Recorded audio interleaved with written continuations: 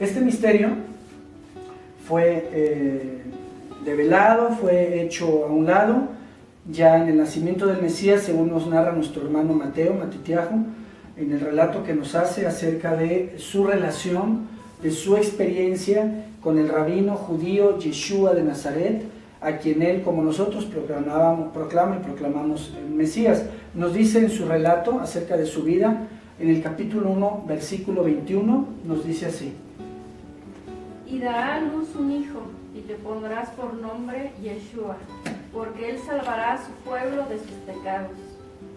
Sabemos bien que quien salva es el Eterno, y el Eterno tiene medios de salvación para el hombre. El medio de salvación para el hombre es su mismo Hijo, como leímos en un principio. Su Hijo vino al mundo y manifiesta por voluntad divina el nombre que ha de llevar sobre la tierra. Originalmente hablamos de Emmanuel, a manera literal. Como sabemos, el profeta y la profecía tiene códigos que implican liberar nuestra mente de lo literal. Para poder acceder al terreno de la profecía, tenemos que comprender lo literal, pero ir más allá para llegar a lo espiritual. Decía Pablo de Tarso, bien dicho, la letra mata, pero el espíritu vivifica. Y es en este sentido, no se elimina lo literal, sino que lo literal toma un sentido espiritual. La profecía entonces siempre viene codificada de tal manera que no puede ser percibida sino hasta que está aconteciendo. De esta forma se puede identificar a los estafadores de los que no lo son, aquellos que sí vienen de parte del Eterno. Este es un código de seguridad, de tal forma que el hombre no puede acceder a la profecía sino hasta que ésta está en pleno cumplimiento. Entonces, Emmanuel en realidad es un código profético acerca de la naturaleza del Mesías y acerca del propósito del Mesías.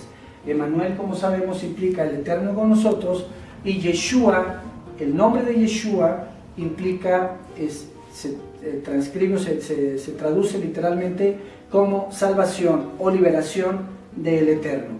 Por lo tanto, Emmanuel, el Eterno es con nosotros, es confirmado en Yeshua, el Eterno salva, el Eterno es con nosotros o es a nuestro favor.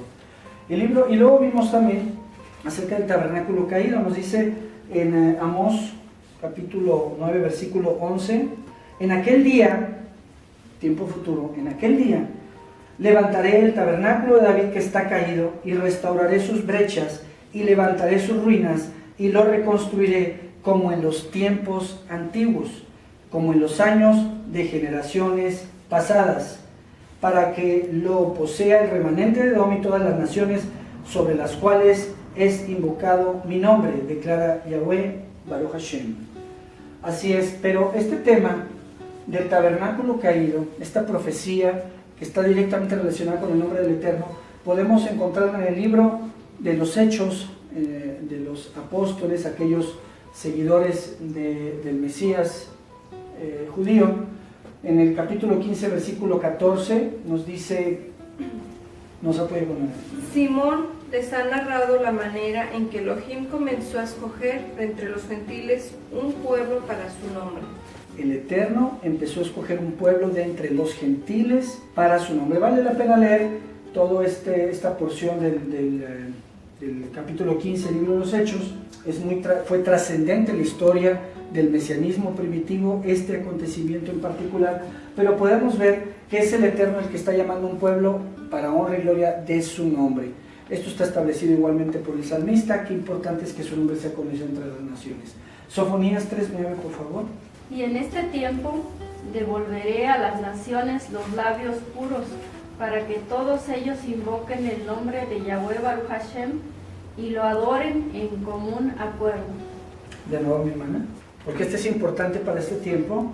Estamos hablando de los tiempos de la restauración, y qué importante es este versículo, este texto, esta palabra del Eterno que está teniendo cumplimiento en nuestros días. No estamos siendo ya espectadores, sino protagonistas de los acontecimientos históricos que generaciones atrás esperaron ver llegar. Nos dice el texto, mi hermana. Y en este tiempo devolveré a las naciones los labios puros, para que todos ellos invoquen el nombre de Yahweh Baruch Hashem y lo adoren de común acuerdo. Llegó el tiempo de la pureza de labios. Llegó un tiempo. Lo primero que entonces que vamos viendo es que las señales vienen desde antaño, vienen desde Bereshit 1, desde Génesis 1. Se señala, se habla acerca del Hijo. Está implícito el mensaje en Génesis 1 acerca de quién es el Hijo, su naturaleza y el tiempo en el que sería visible. Como saben, es motivo de otro estudio donde hablaremos de la naturaleza del Mesías.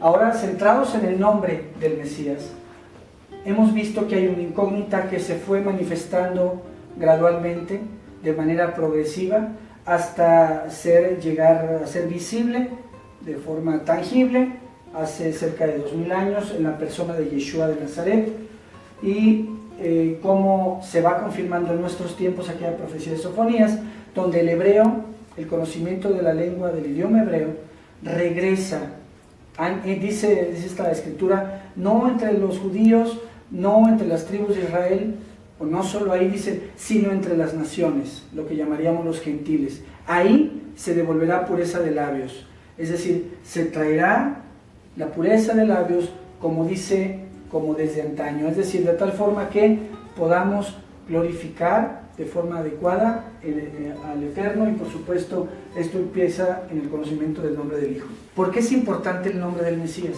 Cuando tú conoces, cuando tienes la experiencia del nombre del Mesías y le recibes todo lo que viene con él, toda la bendición y todas las promesas, porque en su nombre está mi nombre, dice el Eterno. Vamos a ver un texto más adelante. Ahora vemos en Deuteronomio de Barín 18, 15 al 19. Yahweh Baruch Hashem, tu Elohim, te levantará un profeta como yo de en medio de ti y de entre tus hermanos. A él escucharán. Según lo que pediste ante Yahweh Baruch Hashem, tu Elohim, en Horeb, el día de la asamblea, cuando dijiste, no escucharé más la voz de Yahweh Baruch Hashem, ni veré más este gran fuego para no morir. Yahweh Baruch Hashem me dijo, está bien todo lo que han dicho. Les levantaré un profeta de medio de sus hermanos y pondré mis palabras en su boca y él les hablará como tú todo lo que yo les mande.